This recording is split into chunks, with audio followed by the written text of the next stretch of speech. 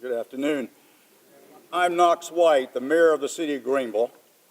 I do want to note the city adopted the Martin Luther King holiday a decade before the county did. One of my first actions as mayor, in fact. And I do want to recognize that Chandra Dillard, that's Moses Dillard's daughter. But it's an honor to stand here. Congressman Clyburn, Ambassador Young, Mayor Young, and all the other folks who are here today, and of course, the family of Jesse Jackson Sr.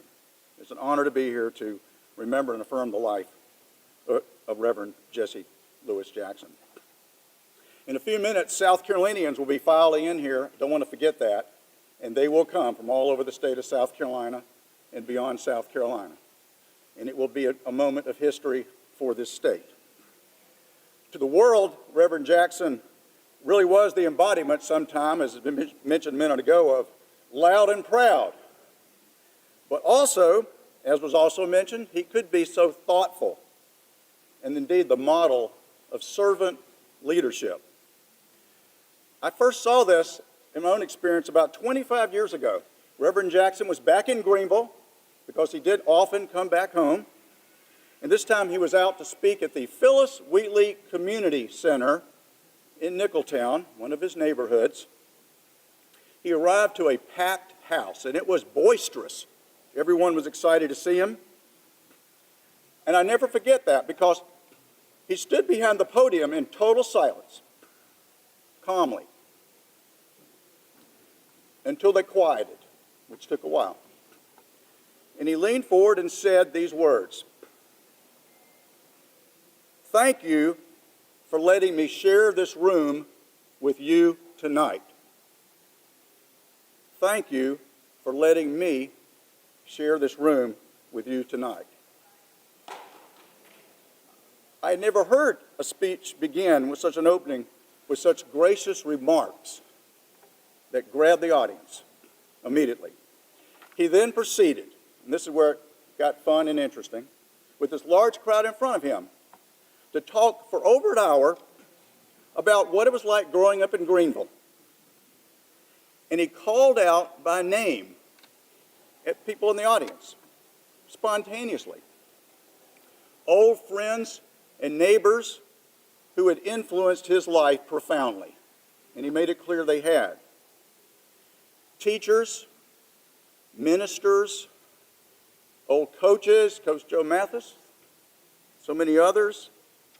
He called them all by name. And then he called by name the members of the Greenville Eight. The Greenville Eight, members of high school students who joined him in 1960 in an act of civil disobedience that tore down the walls of segregation at the Greenville Public Library.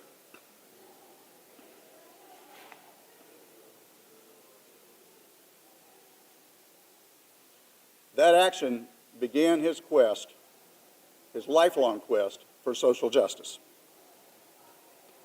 Reverend Jackson has always took time to recognize those in his life that God had placed in his path and placed there to mold his message that he would then share with the rest of the world.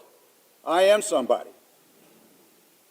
And with this message and his soaring voice, he inspired millions and blazed the path, has been mentioned many times today and will be in the future, of so many great future leaders in this country.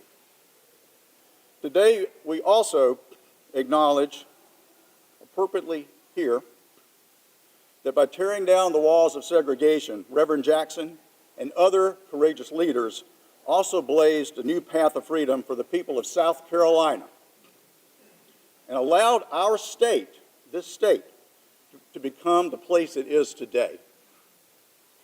As he would remind us in more recent times, it is unimaginable that a BMW or a Boeing would locate in a segregated South Carolina? Of course not. He freed us all.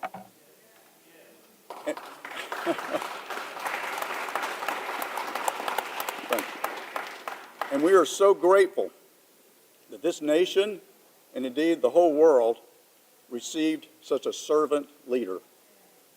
That Jesse Jackson, from a young age in Greenville, answered God's call from the book of Isaiah, "Whom shall I send?" And he answered, "Here am I, send me." Thank you, Reverend Jackson.